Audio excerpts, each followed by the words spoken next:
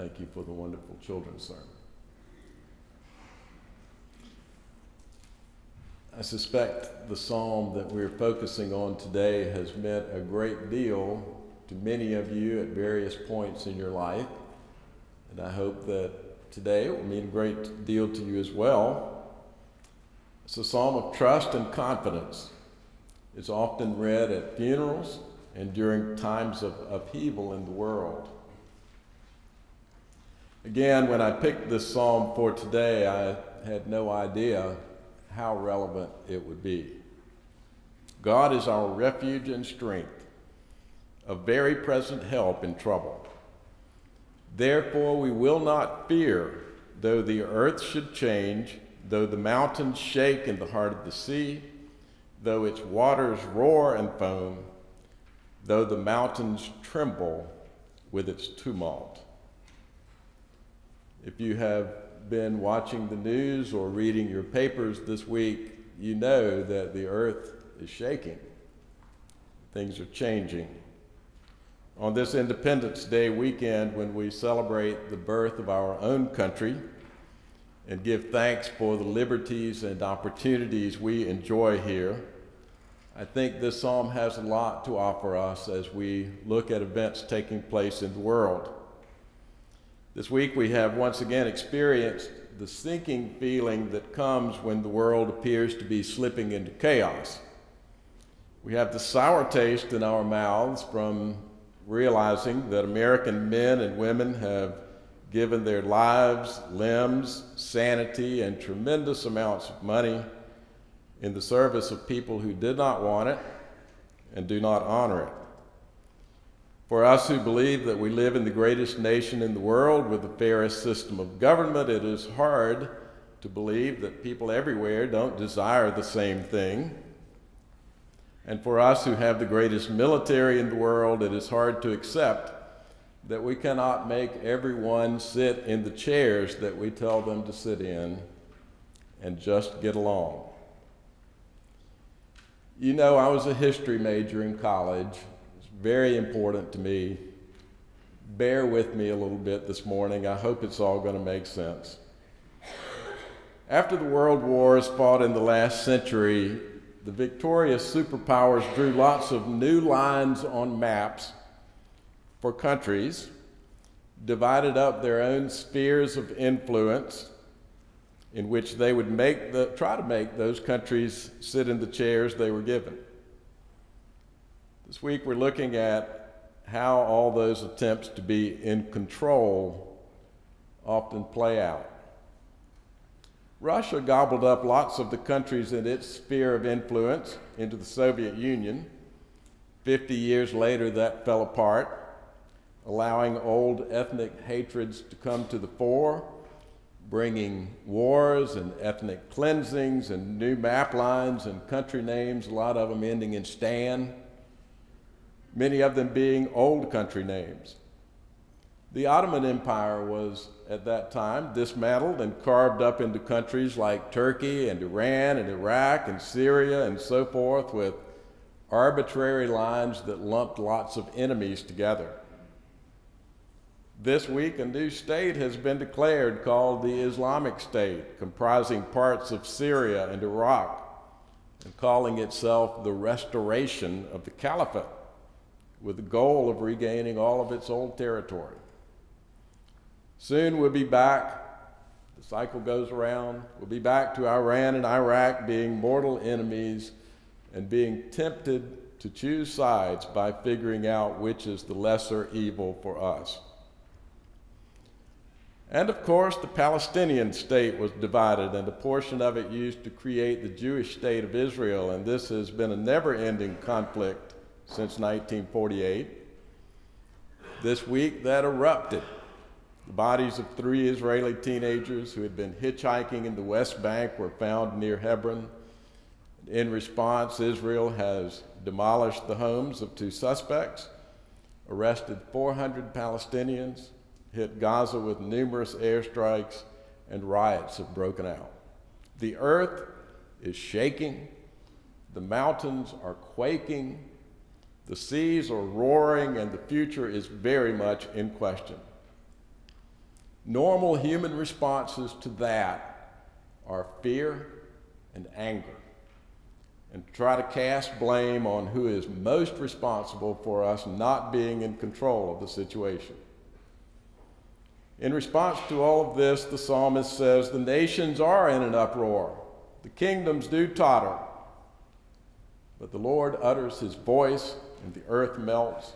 The Lord of hosts is with us, the God of Jacob is our refuge. Then the psalmist invites us to view the evidence of history. Come, he says, behold the works of the Lord. What are the results we see from those wars? See, he says, what desolations he has brought on the earth. That's the result. Sometimes it is necessary to go to war, but never without significant soul searching over the cause and the cost, because there will be desolations of bodies, of souls and spirits, of families, of buildings and cities and countrysides. We should be very humble about claiming God's pleasure over our going to war. The psalmist goes on to say, he makes wars cease to the end of the earth. He breaks the bow and shatters the spear. He burns the shields with fire. And it does not indicate that all of this is done just to one side or the other, but to all.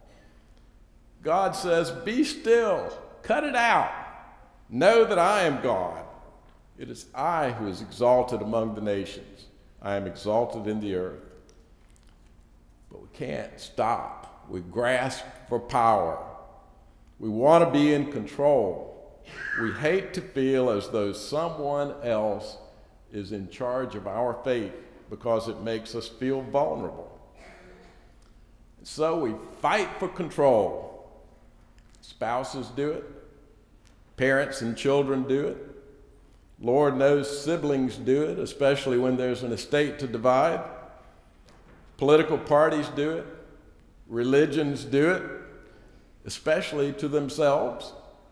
Racial and ethnic groups do it, and nations do it. And what is left behind in every instance is desolation. Scarred children, torched relationships, stalemated governments majoring in blame and excuses, seething nations. God is not served. Be still, cut it out. Acknowledge me as the one in charge and let me be your God. Now you're really going to think I've gone off the deep end. One of America's great cultural achievements has been sitting in the Walt Disney vaults collecting dust since 1986. One of my favorite childhood movies, The Song of the South. They will not sell or re-release it because of the perception that it presents an idealized version of slavery. What it actually does is show a slave, Uncle Remus, who is the smartest person on the plantation and has these wonderful subversive stories which kept hope and humor alive for the slaves. One of my favorite stories is about Brer Rabbit and the tar baby. It's about what happens when you try too hard to impose your control and your will and your way of doing things on others. How many of you know that story? All right. Well, for those of you who don't know this story, hear this parable from the woods, this wonderful piece of Americana. Well now, that rascal Brer Fox hated Brer Rabbit on account of he was always cutting capers and bossing everyone around. So Brer Fox decided to capture and kill Brer Rabbit if it was the last thing he ever did. He thought and he thought until he came up with a plan. He would make a tar baby. Brer Fox went and got some tar and he mixed it with some turpentine and he sculpted it into the figure of a cute little baby. Then he stuck a hat on the tar baby and sat her in the middle of the road. Brer Fox hid himself in the bushes near the road and he waited and waited for Brer Rabbit to come along. At long last, he heard someone whistling and chuckling to himself, and he knew that Brer Rabbit was coming up over the hill. As he reached the top, Brer Rabbit spotted the cute little tar baby. Brer Rabbit was surprised. He stopped and stared at this strange creature. He had never seen anything like it before. "Good morning," said Brer Rabbit, doffing his hat. "Nice weather we're having." The tar baby said nothing. Brer Fox laid low and grinned an evil grin. Brer Rabbit tried again. "And how are you feeling this fine day?" The tar baby, she said nothing. Brer Fox grinned an evil grin and lay low in the bushes. Brer Rabbit frowned. This strange creature was not very polite, and it was beginning to make him mad. "Ahem," said Brer Rabbit loudly, wondering if the tar baby were deaf. "I said, how are you this morning?" The tar baby said nothing. Brer Fox curled up into a ball to hide his laughter. His plan was working perfectly. "Are you deaf or just rude?" demanded Brer Rabbit, losing his temper. "I can't stand folks that are stuck up. You take off that hat and say howdy do, or I'm going to give you a licking." The tar baby just sat in the middle of the road looking as cute as a button and saying nothing at all. "I'll learn you," Brer Rabbit yelled. He took a swing at the cute little tar baby and his paw got stuck in the tar. "Let me go or I'll hit you again," shouted Brer Rabbit. The tar baby, she said nothing. "Fine, be that way," said Brer Rabbit, swinging at the tar baby with his free paw. And now both his paws were stuck in the tar, and Brer Fox danced with glee behind the bushes.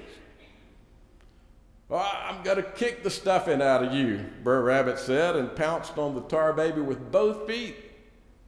They sank deep into the tar baby.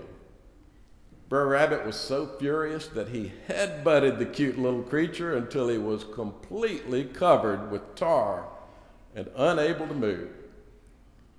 Brer Fox leapt out of the bushes and strolled over to Brer Rabbit. "Well, well, what have we here?" he asked, grinning an evil grin.